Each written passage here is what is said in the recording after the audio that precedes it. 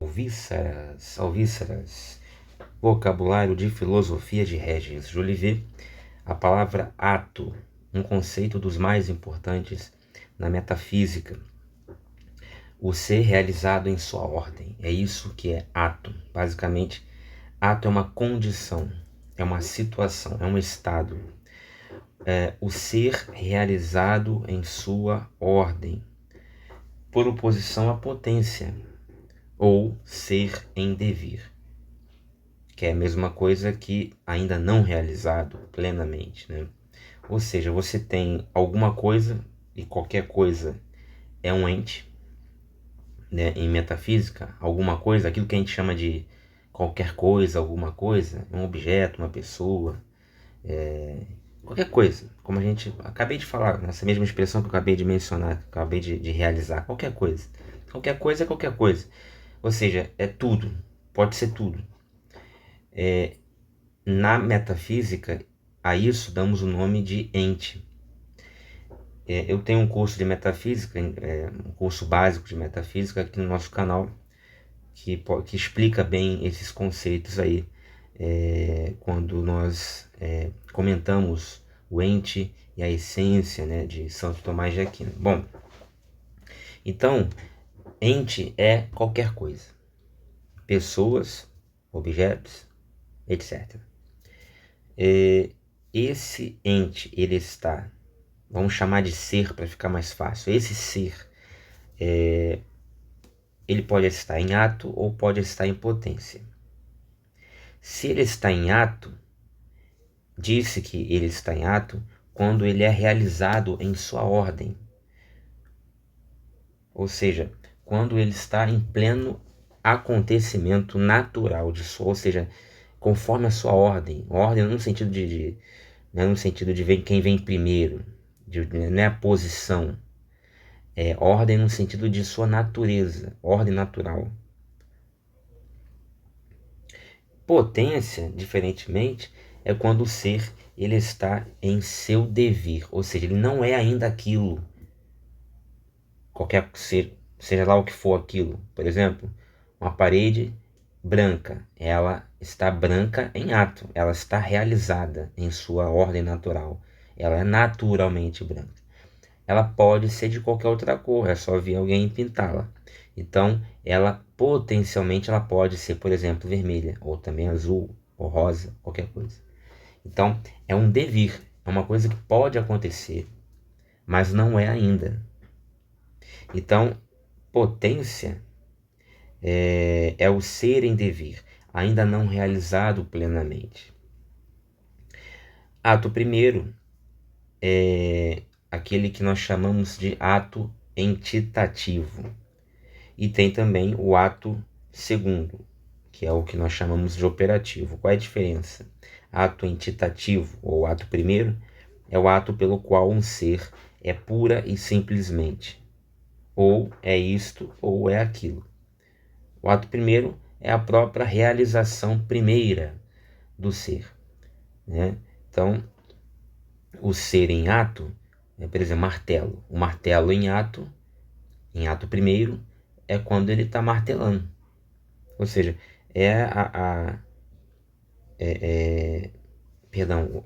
o martelo, enquanto ato primeiro, é o objeto martelo.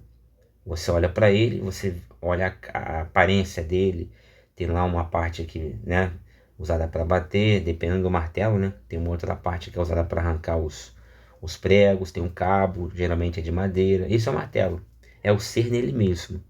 É o ser enquanto ente, enquanto sua ordem natural de existência, no que tange a existência. Ele é assim, ele está assim, ele é assim. Isso é o martelo. Então esse é o ato primeiro. Ato segundo é quando eu pego esse martelo e começo a bater com ele. Então é o ato operativo, é a ação, né? É a operação daquele martelo. Aí quando ele entra em operação, ou seja, quando ele começa a martelar e tal, ele está em ato segundo. Ele está em ato segundo, tá? É o ato de agir, né? É o ato de fazer. Então tem algumas expressões que são usadas em ato, no estado de ato, em potência, no estado de potência. Em filosofia tem essas expressões de maneira atual, de maneira potencial. Enfim, são expressões que derivam desses conceitos aí de ato e potência. 2. A determinação que afeta um ser qualquer. Então, ato, numa segunda acepção, é a determinação que afeta um ser qualquer. Então, você tem aqui ato essencial, do latim actus essentiae. Esse é o ato essencial, ato pelo qual um ser é determinado a ser tal como ele é. Né? Ou seja, vamos sempre usar o mesmo exemplo do martelo para não perder muito a linha de raciocínio. O martelo, o ato essencial do martelo é o ato pelo qual ele foi determinado, né, pela lei da física, pelo engenheiro que criou, desenhou, pelo arquiteto da peça chamada martelo, por Deus, pelo João da padaria, não interessa. Alguém determinou, o martelo não apareceu sozinho no planeta, né? Um dia o primeiro martelo foi criado, certo? E ele é obra, ele é resultado, ele é produto de uma fabricação. Alguém, ou várias pessoas, melhor dizendo, criaram aquele martelo que está ali em cima da mesa. Então, esse martelo, o ato essencial desse martelo é o ato pelo qual ele foi determinado, ou seja, ele foi construído daquela maneira. Ele foi determinado como aquilo que você está vendo ali e chama de martelo. Poderia chamar de sofá, mas escolhemos chamar de... Alguém escolheu e inventou o nome martelo. Tá? Então, esse é o ato essencial do martelo. É o ato que determinou ele ser o que ele é. Claro, o precedeu, né? Já que o martelo é resultado de um ato anterior, alguém agiu e criou como resultado dessa ação o martelo. Diferentemente, o ato existencial, actus existentiae, ele já não está no campo da essência. O que é a essência do martelo? É aquilo que você olha, para o que você olha e diz, é um martelo. Ou seja, é a aparência. Né? Ou então você está ouvindo alguém bater com um martelo. Você não está vendo o martelo. Mas atrás de você alguém, você não sabe de repente nem quem é, está batendo e está saindo um som de martelo. Né? Ou então desenho no papel com lápis um martelo. Tudo isso é martelo. A essência do martelo é isso. É o que faz você dizer, é um martelo. Agora, o ato, diferentemente desse ato essencial, o ato existencial, actus existentia, é o ato que vai dizer, que vai determinar, melhor dizendo, e vai, ou seja, afetar o martelo, dizendo, atribuindo a esse martelo a propriedade da existência. Ou seja, é o que vai fazer o martelo existir. É o que garante a existência do martelo. É o que garante a existência do martelo. Então não é a mesma coisa. Não é a essência do martelo. Eu posso ter a essência do martelo, né, na minha mente. Se eu desenho aquele martelo, ou se eu faço aquele martelo, monto aquele martelo, aí aquilo ali já não é mais uma coisa na minha cabeça, na minha imaginação. Foi para o papel, foi para a bancada, foi criado, uma madeira, esmerilhou, o metal foi desenhado, foi fundido, etc. Depois montamos o martelo. Saiu da minha cabeça. Então já não é mais apenas a essência. Ele não tem mais só a essência. Na minha cabeça ele existia enquanto essência. O martelo, na minha imaginação, era uma essência. A essência de martelo. Aquela mesma essência de martelo, quando eu dou, através da obra das minhas mãos, construo e faço esse martelo, ele deixa de apenas ter uma essência, ato essencial, perdão, e passa a ter uma existência. Eu posso pegá-lo, bater com ele, pregar um prego numa parede, porque ele agora existe. Ou posso pegar o martelo que eu desenhei no papel e pintar. Por quê? Porque ele existe. Pintar o papel, né? É o desenho do martelo. Porque ele existe. Então agora já é um ato existencial. Actus existência. Também tem o ato pelo qual... bom, aí ainda no ato existencial, o Regis Jolivet vai dizer que é o ato pelo qual uma essência é determinada a existir. Ou seja, é o que acabamos de explicar. O ato é antes que a potência. Outro comentário que ele vai dizer. O ato é antes que a potência. Claro, já falamos sobre isso no nosso curso, o ente é a essência. Agora, a potência, ela deriva do ato. Ela é uma possibilidade de algo que existe em ato. Ela, enquanto possibilidade, aliás, possibilidade, potência tem a mesma raiz.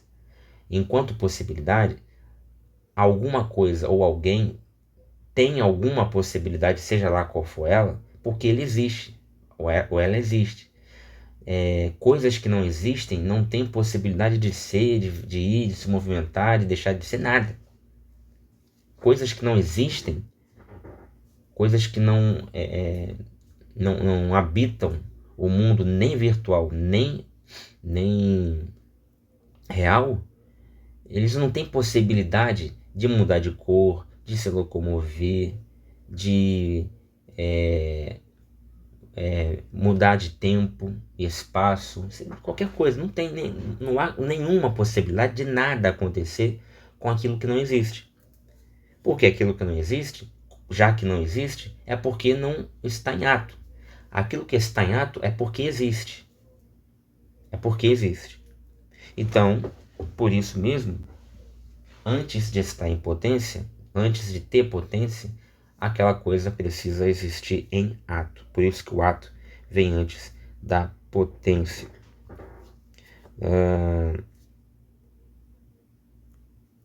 Aí tem uma expressão, né, que diz assim: o ato é antes que a potência. Em latim, actus est prior potentia. Actus est prior potentia. O ato vem antes, antes que a potência. Enquanto o ato é perfeição e acabamento. O ato é que separa e distingue. Actus est qui separat et distinguit. Porque sendo princípio de determinação, é por isso mesmo princípio de distinção. Aquilo que determina também distingue. A potência não determina, logo não distingue. Agora o ato determina. Por exemplo, uma parede não tem potência para andar, mas uma cadeira tem. Uma cadeira com rodinhas. Uma pessoa tem um carro, um automóvel, um ônibus, né? Enfim, há coisas que têm potência para andar, há coisas que não têm, como a parede, como uma pedra. Eles não andam, essas coisas não andam, porque não tem potência para isso.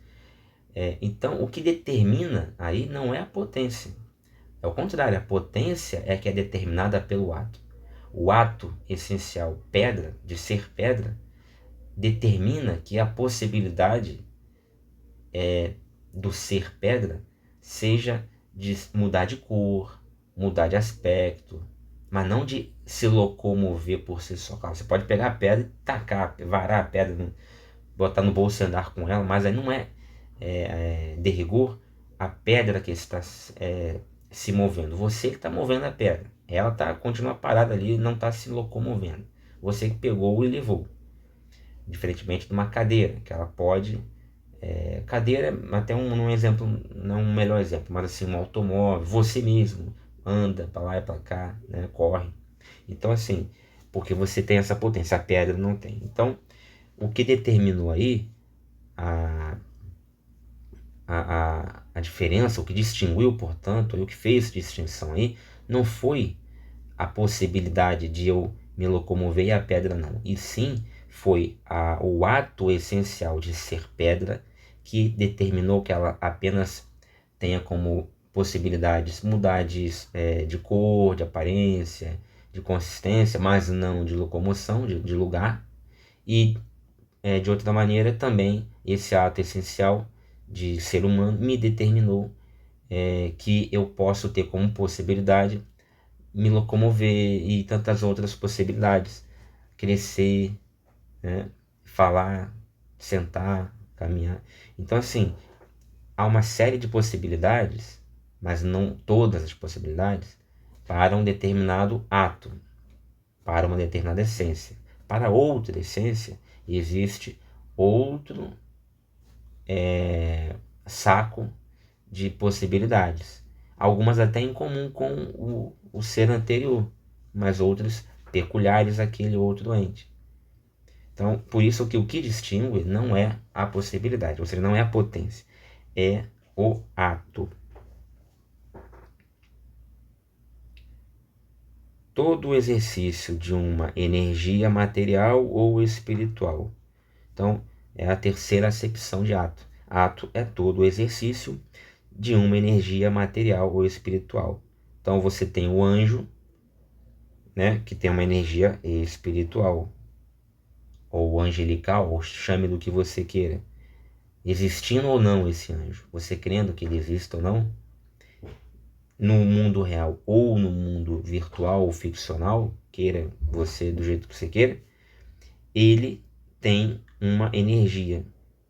E essa energia, quando é posta em exercício, ou seja, em ato, quando ele atua, ele age, ele está realizando o trabalho, ou seja, ele está interferindo na realidade, ou na pseudo-realidade, se for uma ficção, um conto, um romance, enfim,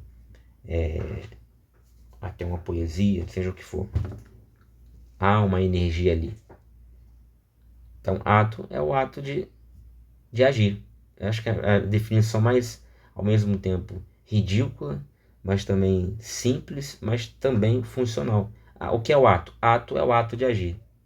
É uma coisa redundante, é um pleonasmo vicioso, mas funciona. Ato é o ato de agir. Isso aqui na terceira acepção, né, do conceito de ato. Ato exercido ou ilícito e ato imperado ou ordenado. Qual é a diferença? Aqui o Regis de Oliveira explica mal. Os verbetes são muito sucintos, né? Mas eu escolhi o dicionário do Regis de Oliveira justamente por ser sucinto. O ato exercido ou ilícito não é ilícito. Litere, em latim, é um verbo que vai ser usado assim para significar algo que é escondido, oculto ou revelado, uma coisa que é um verbo de movimento, né? De um lugar para outro. Ou seja, aquilo que é revelado sai de um lugar para outro, né? Mesmo que não se mexa no espaço, o conhecimento sobre aquilo ali, quando é revelado, sai de dentro da sua do seu próprio ente e vai para o mundo, para o conhecimento de quem está fora, distante daquele ente. Quando eu tiro o véu, você vê a minha cara. Aquilo é revelado para você. A minha cara continuava a existir dentro do véu, atrás do véu. Mas você não sabia como é que era a minha cara. Então, há um movimento lógico, não espacial. Minha cara continua onde estava antes de antes de ser revelada. Mas quando eu tiro o véu da minha cara, você vê a minha cara e descobre a minha identidade. Então, há uma movimentação racional, lógica, não física, mas há uma movimentação no conhecimento. Eu saio do estágio de não conhecer a pessoa que estava atrás do véu para ir para um estágio de conhecimento. É uma mudança. Bom, então o ato exercido ou ilícito não é aquilo que é ilícito, é aquilo que é é esse verbo litere e o prefixo e, que é movimento para fora, ou seja, aquilo que é arrancado de dentro para fora. O ato ilícito disse que é o ato da vontade, porque ele é o ato que revela aquilo que estava dentro do seu intelecto e é arrancado, ou é exposto, é manifesto para fora do seu intelecto. E aí outros conhecem. O ato ordenado ou imperado, actus imperatus, ele é aquele produzido por uma faculdade distinta da vontade, mas sob o império desta. Por exemplo, falar, refletir. Então, assim, falar é diferente de ter vontade. Ter vontade é uma coisa, falar é outra. Eu falo, e claro, quando eu falo, o ato de falar está sob o império da minha vontade. Mas não é a minha vontade. A minha vontade é aquilo que eu vou revelar ao falar. Então, ato imperado é uma coisa. Ato ilícito é outra. O ato imperado também é chamado de ordenado porque ele está sob a ordem, ou seja, sob o comando da vontade.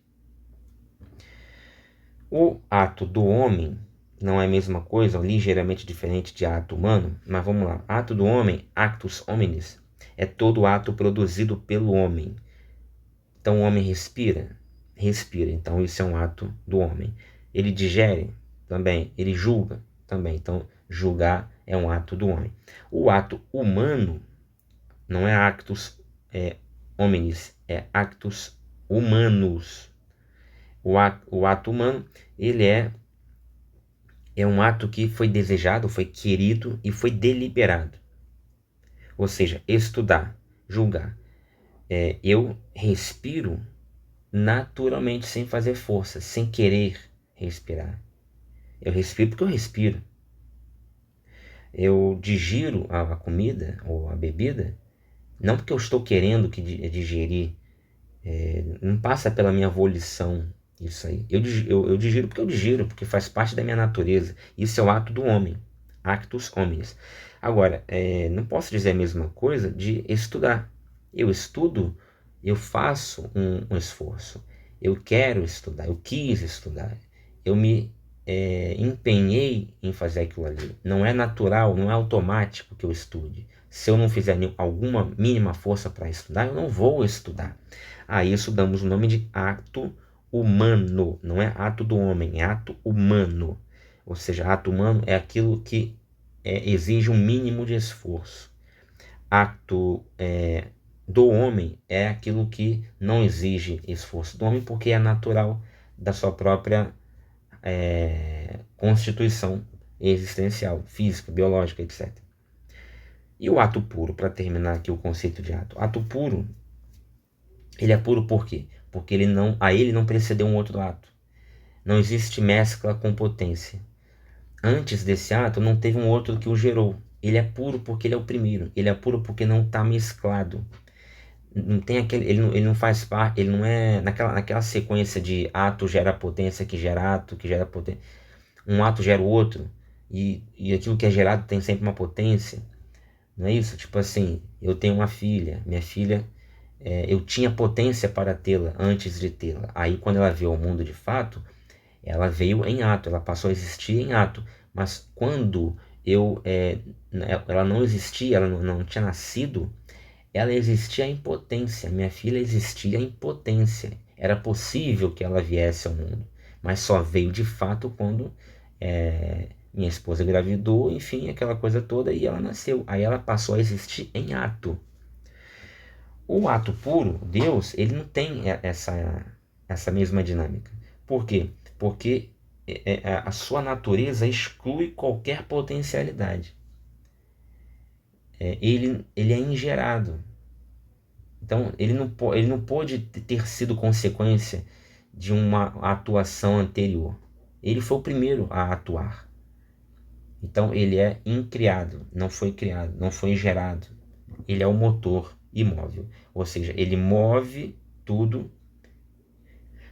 mas não houve algo ou alguém que o antecedeu que tenha movido a ele mesmo.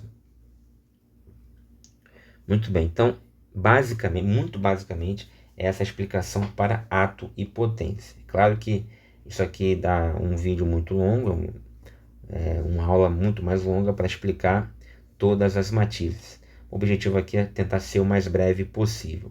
Vai lá no meu curso de metafísica, quando eu exploro o ente e a essência de Santo Tomás de Aquino, que você vai ter uma explanação mais elaborada. Até o próximo vídeo, se Deus quiser.